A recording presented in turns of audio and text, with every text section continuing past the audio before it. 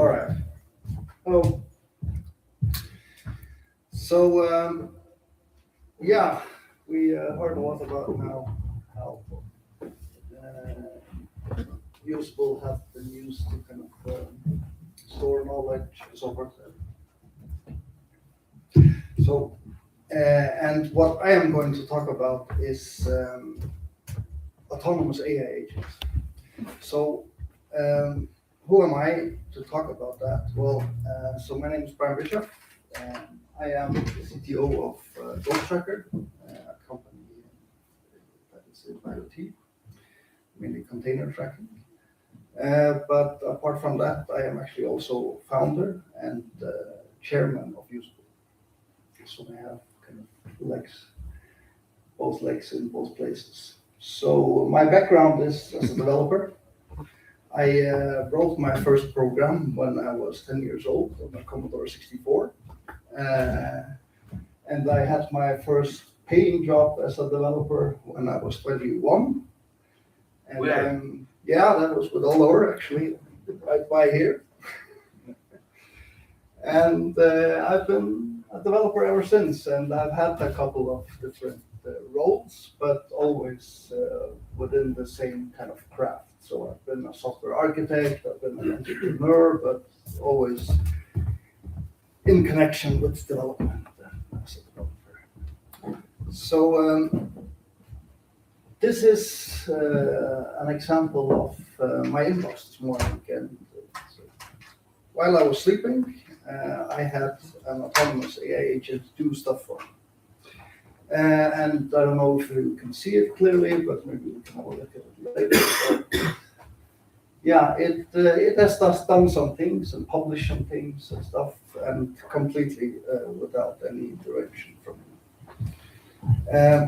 So my journey as kind of a programmer, like I mentioned, I started when I was like 10 years old, and the first programs I wrote were actually just kind of taking a manual from the computer I had bought and typing in some code and having it work, and it was awesome.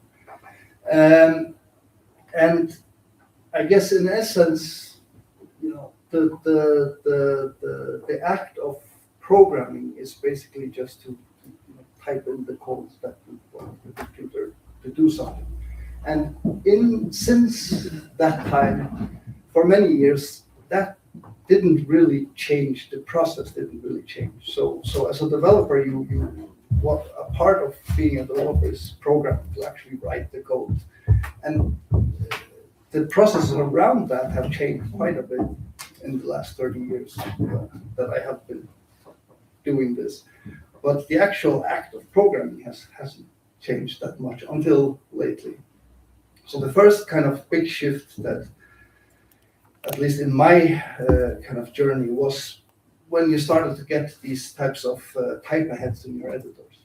So you would write some code, you had an idea of something, and then the editor would start to predict what you were trying to do.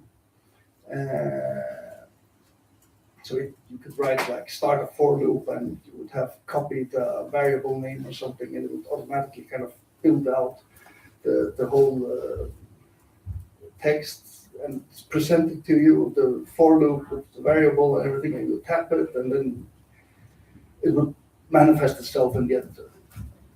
Great help, awesome. It helped you program faster. But then came the next big thing that kind of changed a lot, and that was ChatGPT when that came, so generative AI. I remember the first time I heard really about it was when us three were at the Data Council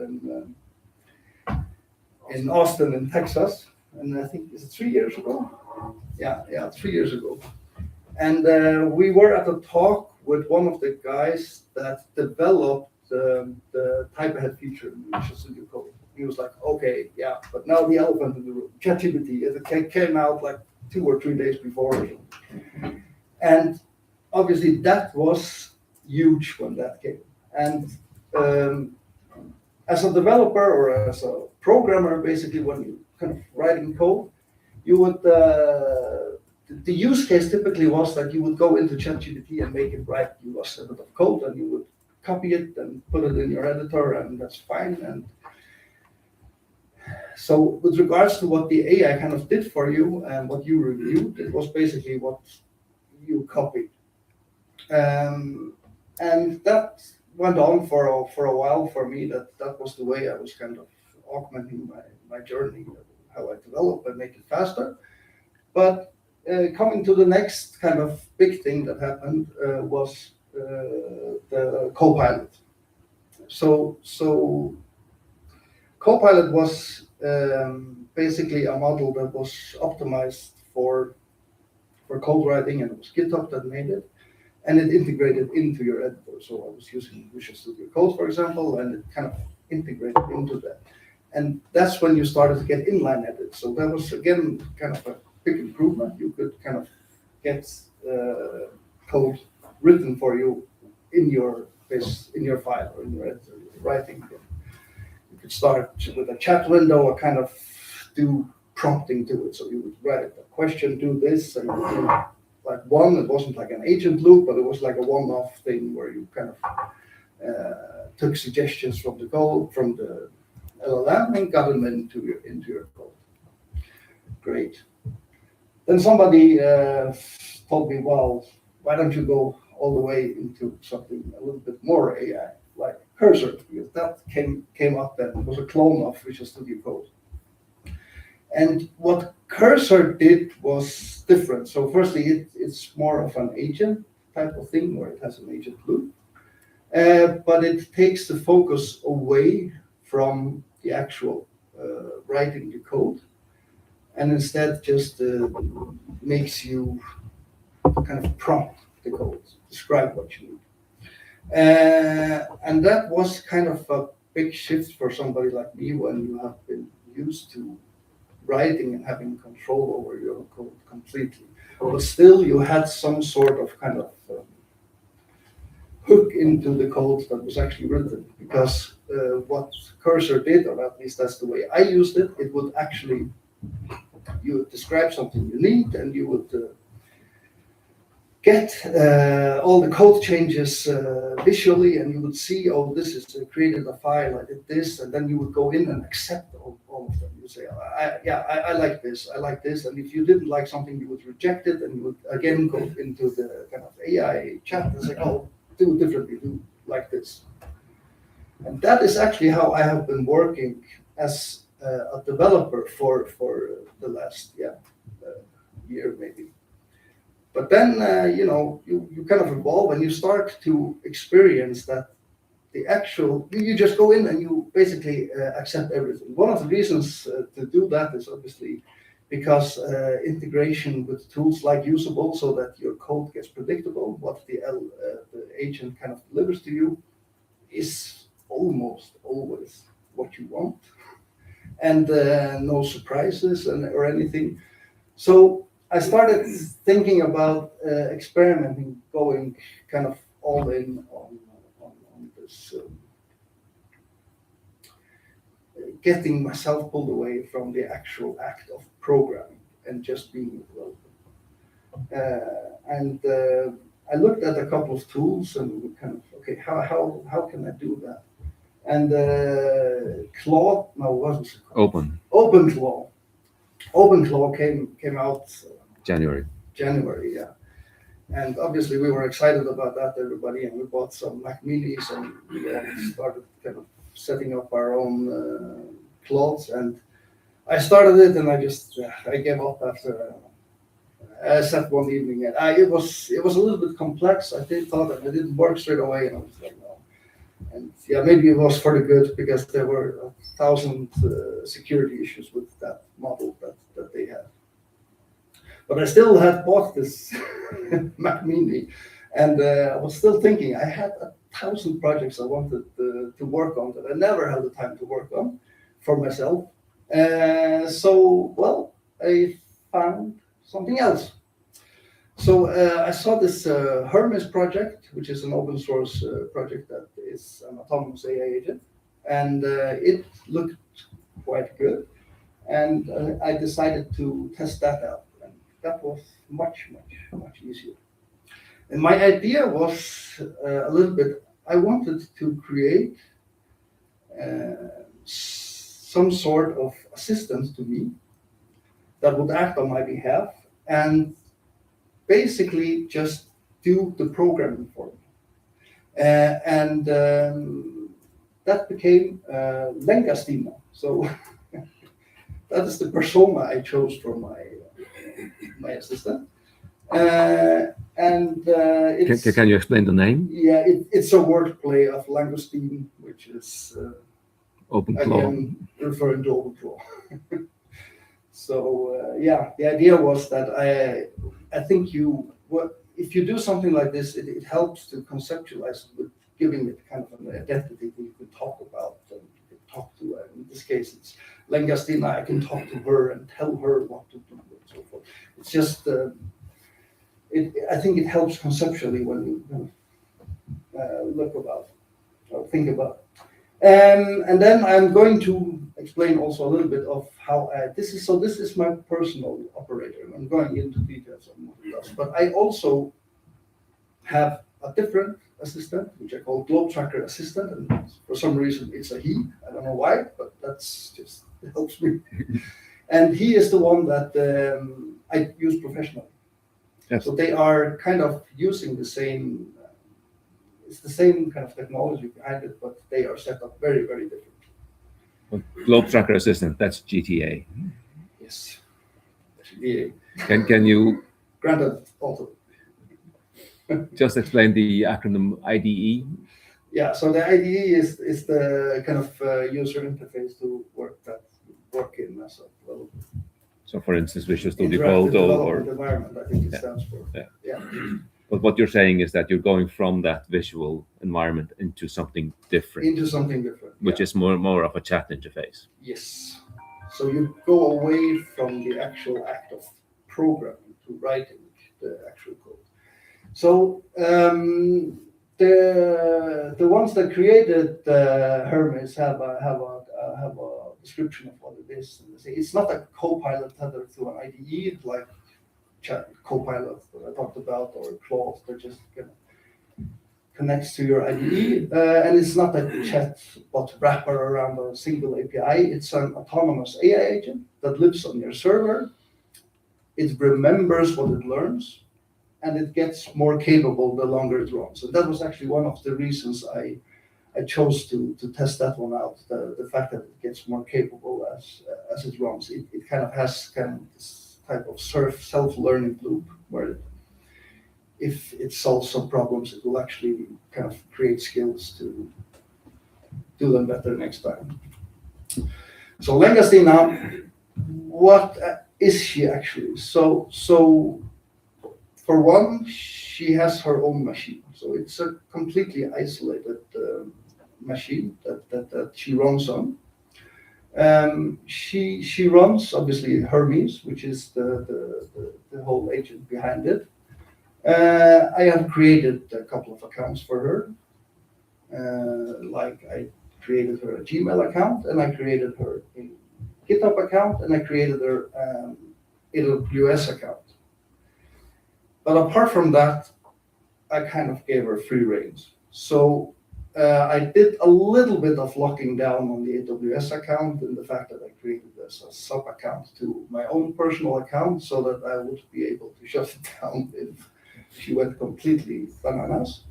But other than that, she has full autonomy. I also created a 1Password vault where she could store her secrets. So that was also a way to kind of have a little bit of harnessing on her. But other than that, she had free rein. So I set it up in a way where she would be able to install things on the actual computer. She would be able to create accounts on using the browser in the Mac. And yeah, basically do whatever she felt like she would need to do in order to achieve her goals. So what has she shipped so far? So the first thing I did was to create some infrastructure stuff for me. So I I wanted her to use Usable as the main memory layer. So Hermes has its own kind of memory layer, and I wanted it to use Usable as that memory layer. So I just started it up and told her, please look at this API, which was the Usable API, and integrate this to your memory instead of your own memory layer. And that became hermes-usable-memory, which is an open source project, which is available on GitHub. And yeah, it can be installed on your own Hermes instances. Then she created some products that I have, or some applications that I have been wanting to do forever, but never had the time. So one of them is our workouts. So it's basically a workout tracker that, for me, why would you do your own? You could ask, well, I used one that kind of, for many years, and it tracked all my workouts. It was great, and I like to look at it sometimes. What's my progress? But then all of a sudden, the company went out of business, and they didn't even know. They created a new application, a new version of their application, and the one that I was using wasn't working, and they wouldn't migrate any data over to the new one. I even asked developers, "Can I get the data out somehow?" No, locked. So I wanted to create something that I knew that I would have forever, my own. Mickey Scorekeeper, all of these are online. You can check them out. That's a scoring app for a very specific dart game, which I didn't find any app online. So I wanted it, so I asked it to create it. And yeah, it has a tons of projects. She has a blog on, I'll send it. The link is in the last slide. When she has done something, she typically writes a blog like this. So there are references to all the projects she's made. She's made around 10 different projects since I started with. Is there a blog post about this presentation? Not yet, no, but probably tomorrow there will be. So she has set up with like a dream state, I call it. So every night she kind of goes through all the things she has done during the day. And if she kind of resonates that, this is worthy of a blog post, she will create a blog post and post it. So that is something that I've instructed her that this is what you should do, but you should do it if you feel like it. So like I mentioned earlier, I mean, I have very, very soft guardrails for her. So I have done some kind of ruling when I set it up, like I want you to do commensurate commits. I want to be able to kind of have versioning of the things that you do, and I want to be able to see, are you doing any breaking changes to any APIs or something. So I instructed her to do some stuff.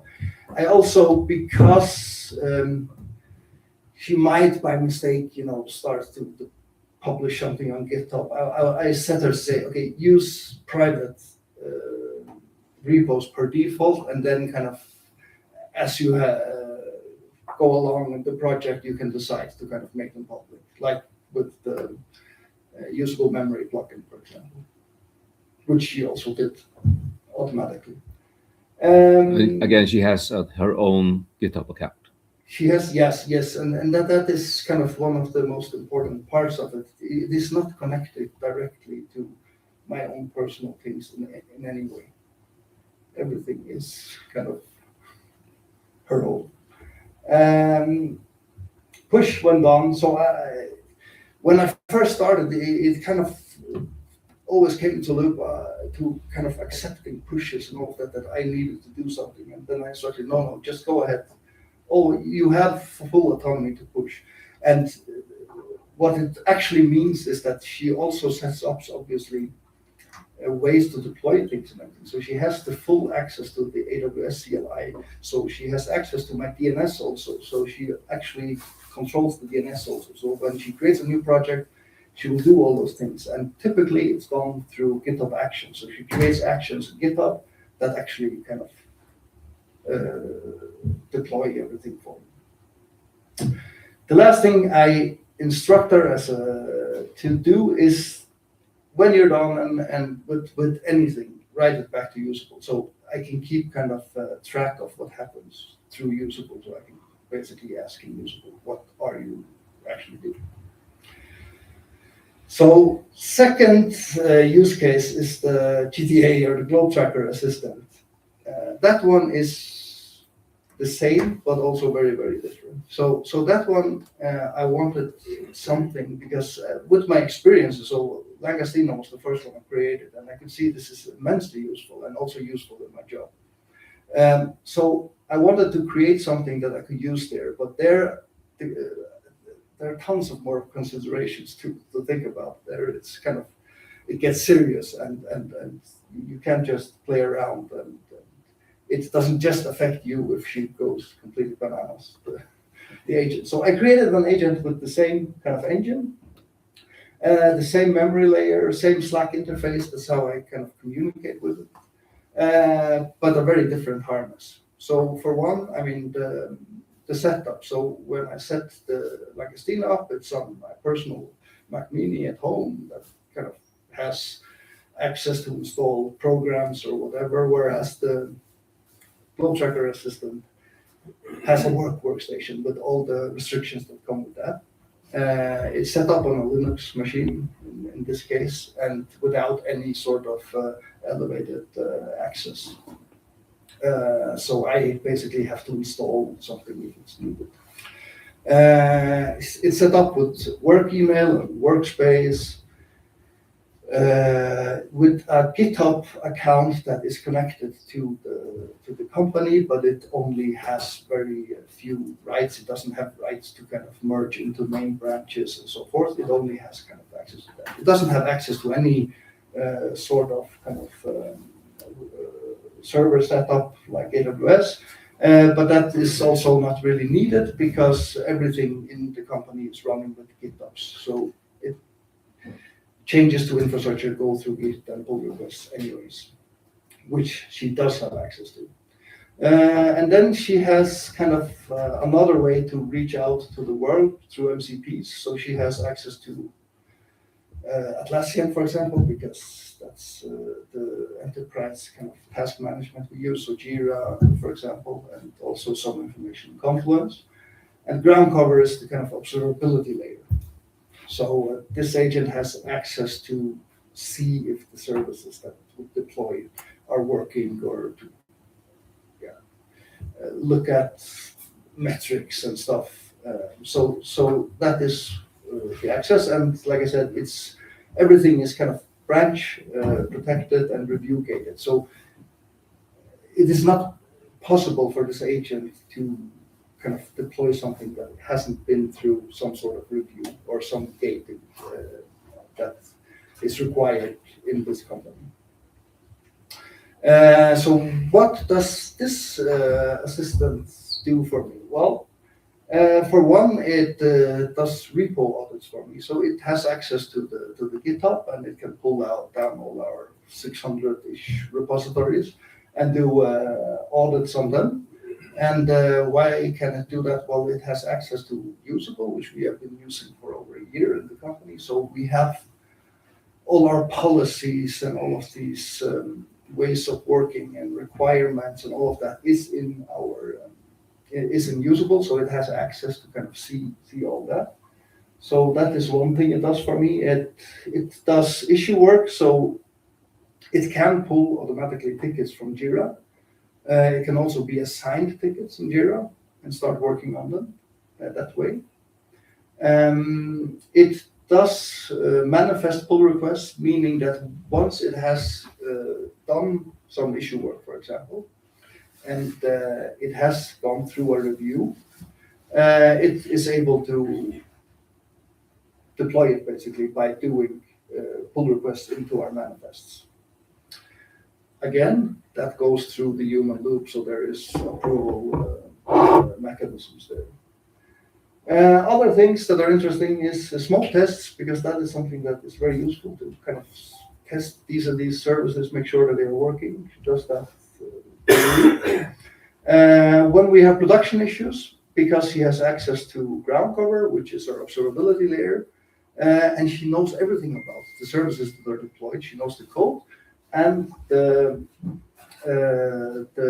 actual kind of requirements and the service map. Everything is in Usable, so it is very good at doing issue triage, figure out if something is wrong. And then on a more kind of low-level kind of thing, it manages my calendar. So it doesn't have direct access to my inbox, for example, because again, it's set up with its own thing, but I am able to do forwarding to it and ask it to kind of archive this or do something like this.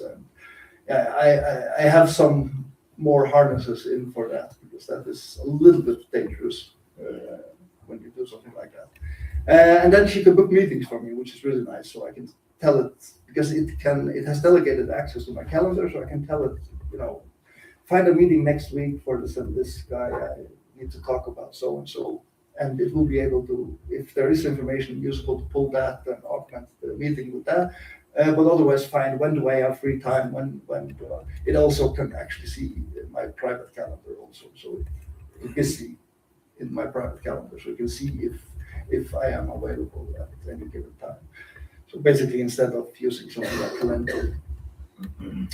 So the idea is that it's kind of the same engine, but the work is more real and actually something that affects others than me. So the harness is really tight, and there is a complete audit trail of everything that she does through the memory plugin. So all the prompts that it gets, everything gets audited. So basically, it's you can go back if something go wrong and actually see what happened and what it had. So this is basically the MCP service. So this is how it kind of can connect to other things compared to Langa Stina, which has full access to everything. So it has a very kind of limited, and it's typically just through MCPs that it can talk to the world. So that's kind of how it's controlled. These are some of the things that we have. So we have Usable, Google Workspace, and so it's manageable, but it's very useful. It's the tools that we use in the company. So again, with the harness kind of thing, so we use feature branches and pull requests for review. It has all these types of kind of audits that run daily, So to compare the two, it's kind of go completely nuts on Langa Stina, and GTA is just, you can't really do anything that is out of bounds. So when I prompt them, so when they don't kind of do things out of their own, so to speak, I simply just use a Slack connection. So it could be that I would send them, have a go at this ticket. So that was actually yesterday, I think somebody assigned a ticket to me about investigating some specific thing, and I just sent it to him and actually solved that one.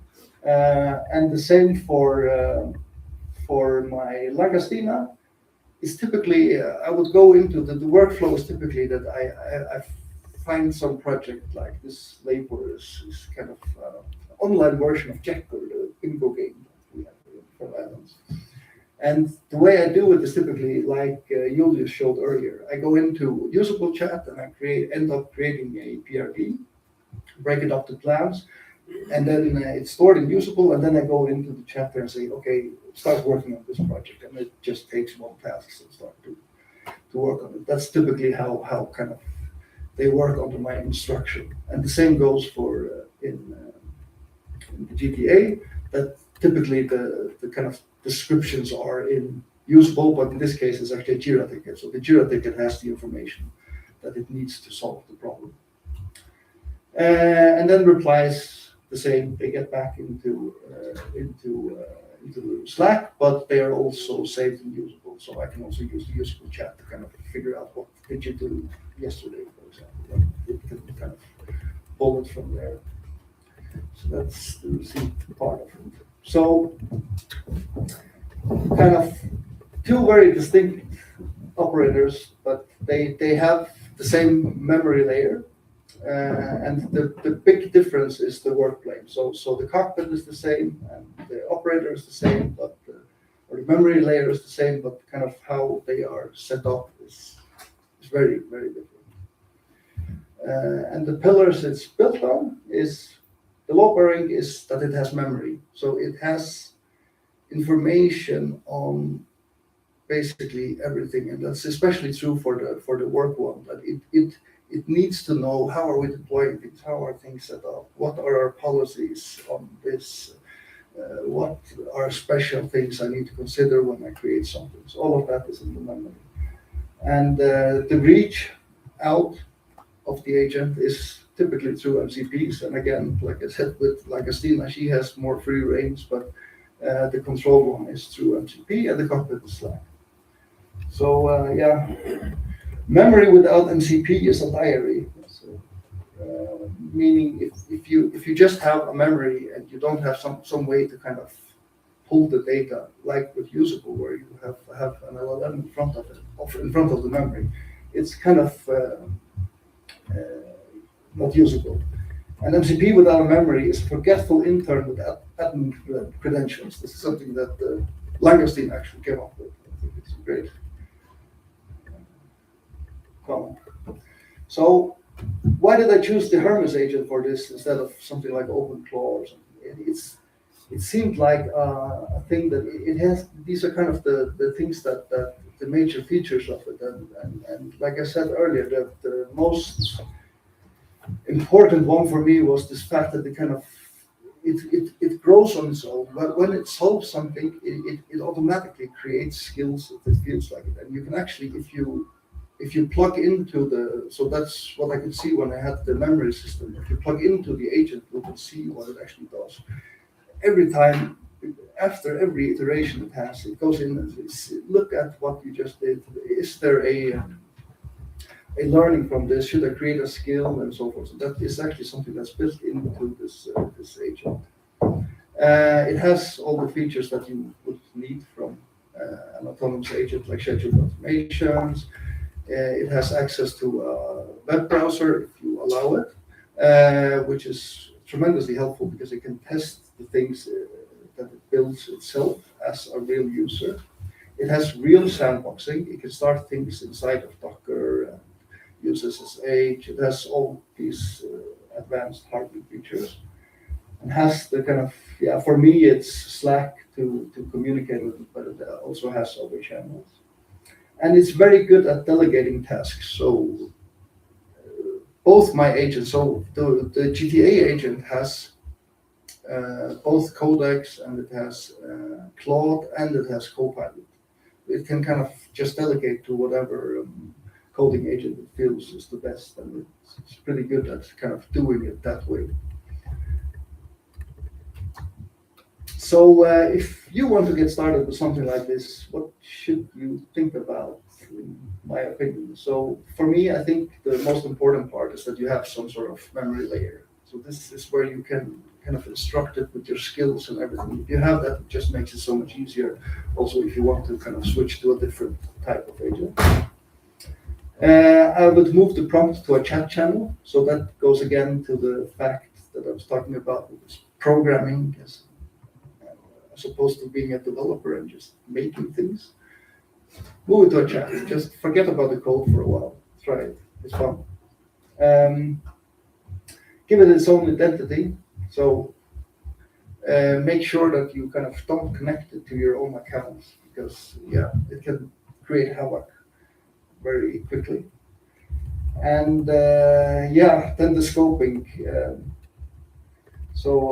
Like with the two examples, I had one that was completely free range and one that this didn't. I think you need to figure out where in this kind of spectrum are you, or can you allow. I would say if you aren't a developer that can easily see and have a feel of what it's doing, then you should probably not go to the let it rip kind of side for it. You should probably have it much more controlled.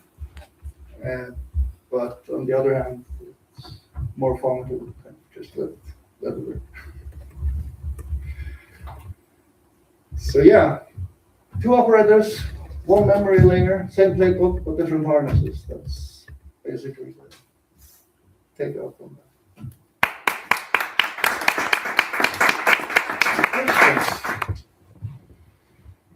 Yeah.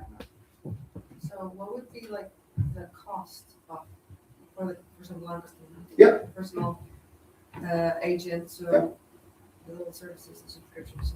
Yeah. Good question. Yes. So when I set it up, I signed up for the first one. So it needs a model. So you have to have some sort of subscription where you can use a model. And I think I took the OpenAI first and just a regular $20 ChatGPT subscription, which was not enough. It was already not enough on the first day.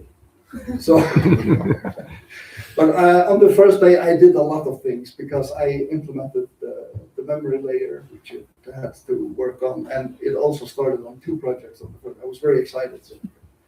So I moved it to $100 subscription, and that is fine for now. But I also set up a Claude subscription, just so it could switch. But that was a $20.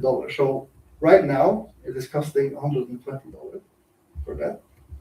And on the AWS side, I kind of so the first thing I instructed it to do was to create the blog, so you can have a record of what it was doing, which was a very simple deployment and S3 and CloudFront, and it kind of figured that out on its own.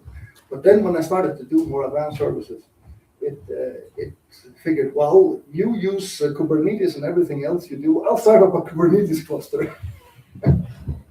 And this is what I talked about earlier. If you know or have a feeling of what it's going to do, then probably you can let it ride. But if you don't know what you're doing, then it can be very costly. Because it did start that up, and that was at least, I think, $200 a month for the Kubernetes cluster. And it created, spun everything up, and it was fine. I let it do it. And I looked at it and I said, no, that's not how we're going to do it. So I told it, do one simple, small EC2 instance, deploy it with Docker Compose, which got the cost down a lot. And it actually has created a blog post about this on the webpage. What I did was I instructed it to look at the AWS APIs. And they have a prediction engine where they can predict what is your cost going to be. So they look at what do you have running on your account, and so every morning it sends me a message saying I expect your cost to be so and so by the end of the month, and today the cost is so, and the cost is 0 at the moment. And the reason the cost is 0 is because I created a new account and it uses the free tiers in Amazon for everything. And it also, so when I started several projects, it also figured, oh, you deployed it this way, I'll deploy it the same way next time. So it created a new EC2 instance every time it created a new service. And that's also where, again, I know AWS and how it works. So I just went, no, don't do that. Just use the same EC2 instance. There's more than enough room on it. And it's within the free tier, so it's like a micro instance. But yeah, so if you know what you're doing and you then you can kind of control it, but I guess it can be dangerous if you just let it. Yeah. Yeah, so usable is $20. Yeah, so yeah, for the features that I use, yeah. So yeah, if we count it up, it's like $160 a month for this. So I counted that one. I tried using paper tests, spinning multiple agents up and so. I managed to burn through the equivalent API costs of $6,000 in a weekend. 6,000. Nothing.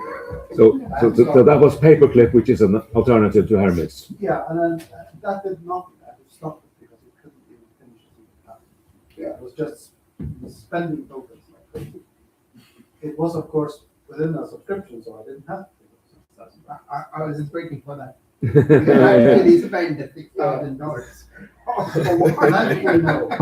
But we really spent, how much was it? It was like $6,000 on Cursor back in November. Yes, yeah. That was and the whole we team. Moved away completely from Cursor. And we just moved away from Cursor. Yeah. It's too crazy. Why was that?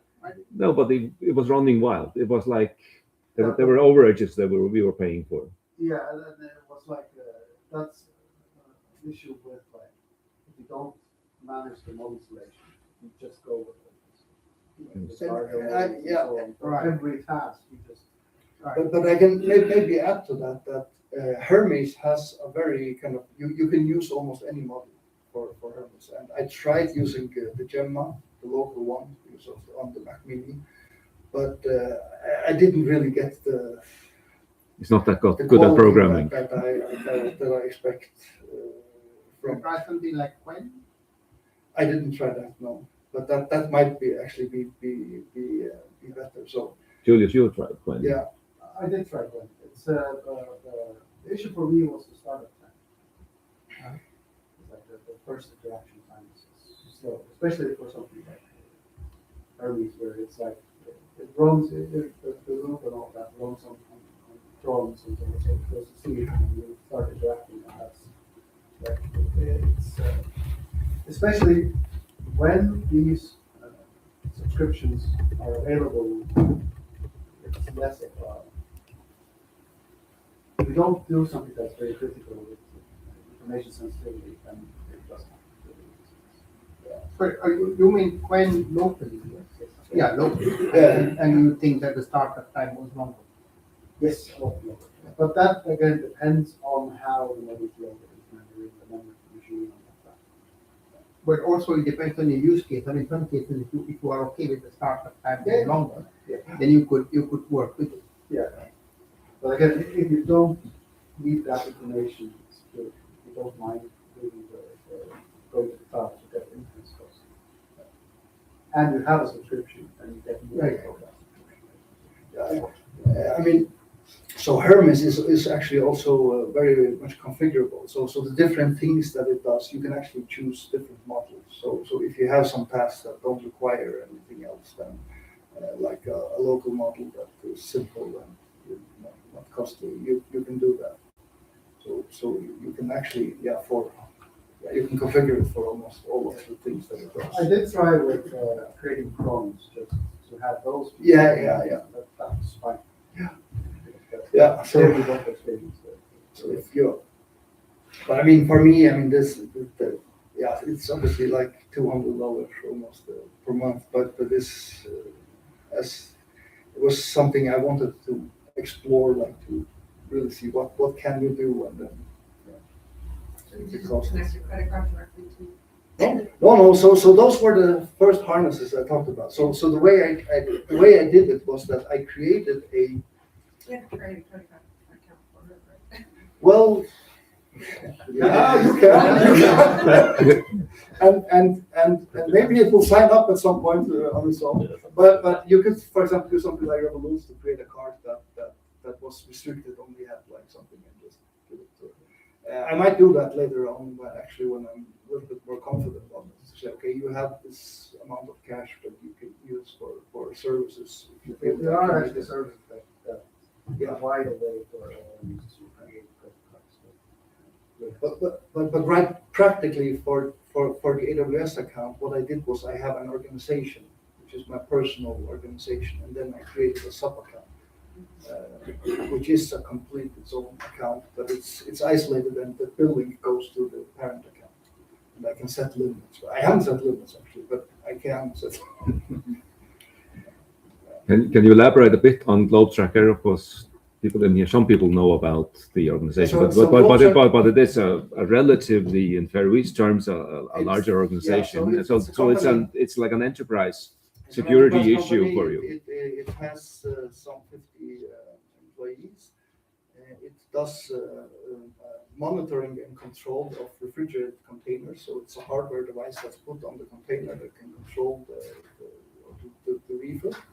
It has around something like 300,000 IoT containers tracked.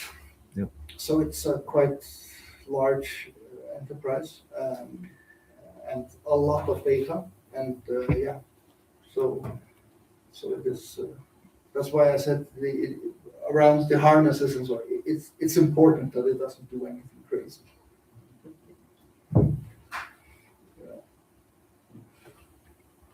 Any more questions? Well, thank you.